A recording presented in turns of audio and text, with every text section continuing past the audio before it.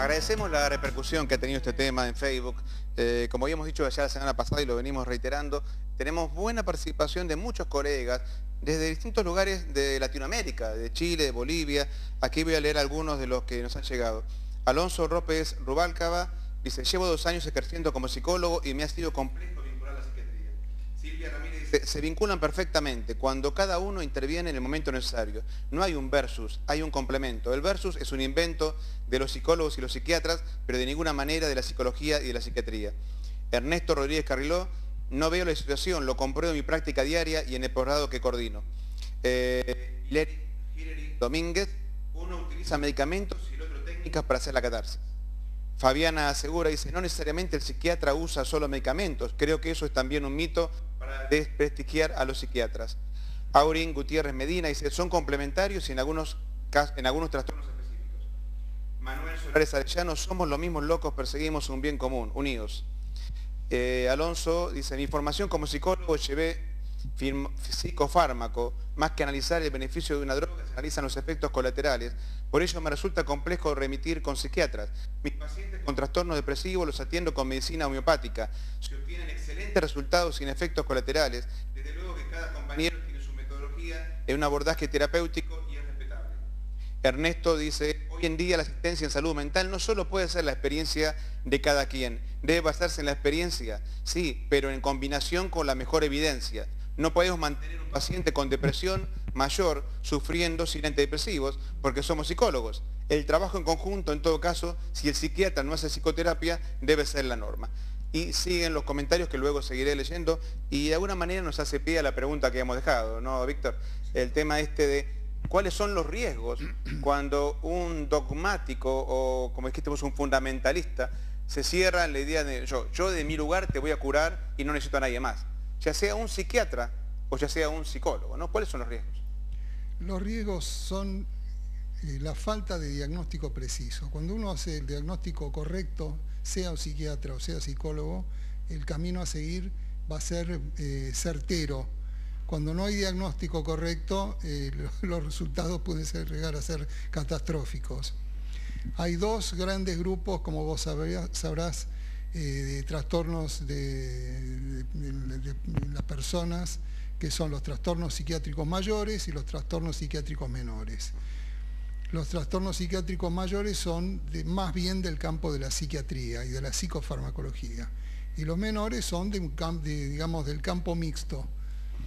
Te pido, para que la gente se ilustre bien, nos comentes cuáles son los casos más ejemplificados de cada uno, como para que uno se pueda ilustrar. Los trastornos psiquiátricos mayores son lo que se denominan enfermedad bipolar, la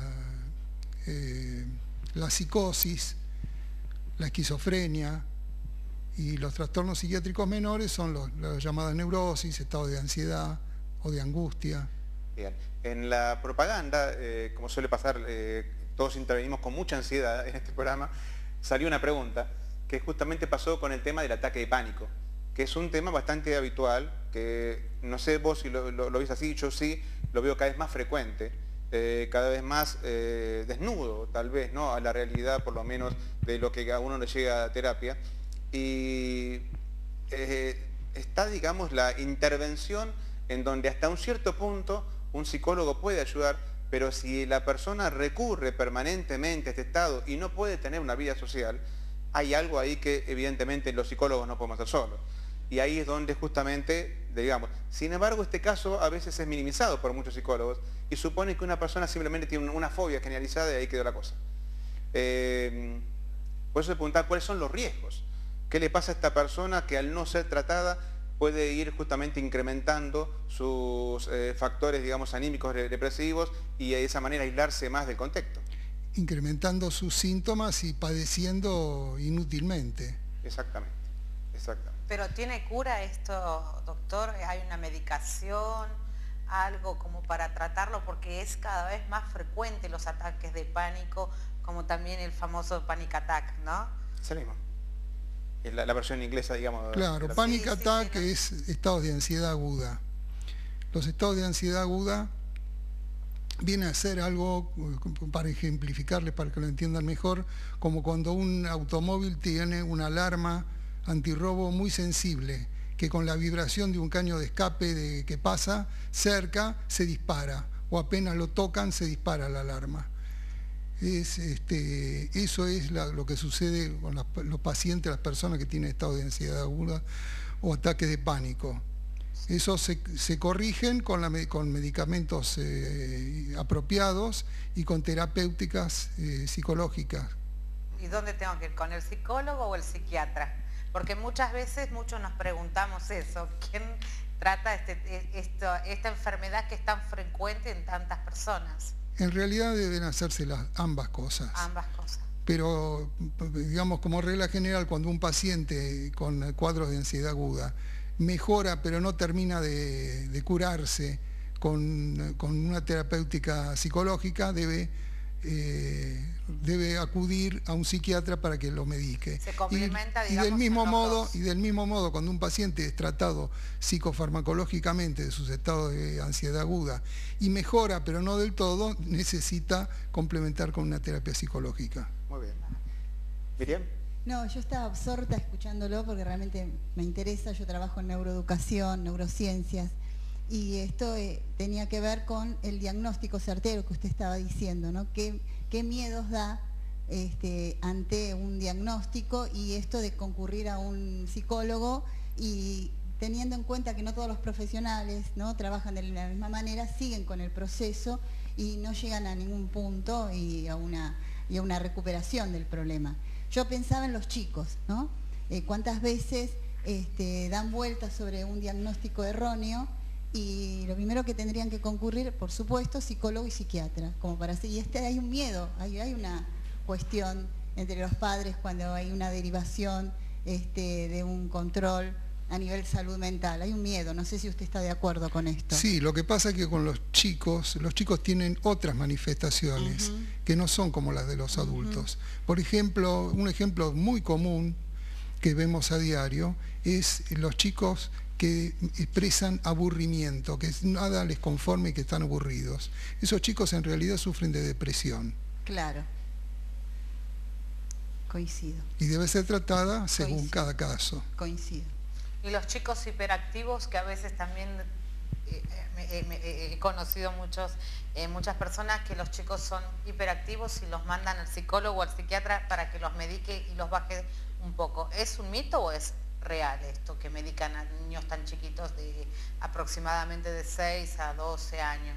Lo que pasa es que los tratamientos farmacológicos de los trastornos de la atención con hiperactividad, que de eso estás hablando, no tienen un tratamiento farmacológico específico y seguro, y en realidad tienen un tratamiento que es de difícil manejo porque son fármacos que tienen toxicidad hepática y que hay que hacer controles hematológicos y hepatogramas. Generalmente ese tipo de cuadros es mejor tratarlos psicológicamente. ¿Sin medicación? En general sin medicación o con una medicación muy light, muy suave, como complemento. Aquí hay una observación que quiero agregar, porque muchas veces pasa que los padres apenas genera conflicto el chico, la maestra o la directora llama a los padres y es el chico problema, ¿no? Entonces lo que le pide la maestra o la directora a la familia es a ver si hacerlo con tu hijo porque la clase es imposible, no puedo seguir adelante. Y por lo general suelen ser, digamos, llevados a intervención porque algo el chico no está bien y no saben los padres cómo intervenir. Yo quiero que, si te parece bien, después de la próxima pausa, aclaremos bien cuándo se da el ADD, cuándo un padre puede llegar a tener, digamos, una especie de diagnóstico diferencial, como para darle una pauta muy básica y realmente tiene que mandarlo. Porque no sé si querés después también lo charlamos o no, lo debatimos. Para mí los chicos no tienen que ser estigmatizados de chiquitos. Y si se puede evitar, digamos, que sea el chico problema y llevado al psicólogo, al psiquiatra, mejor. Pero bueno, si querés lo debatimos después de la pausa, en donde justamente seguimos trabajando el tema de psicología versus psiquiatría. Como se dan cuenta, un universo muy amplio que de alguna manera vamos de a poquito conociendo un poco mejor. Volvemos, no se vayan.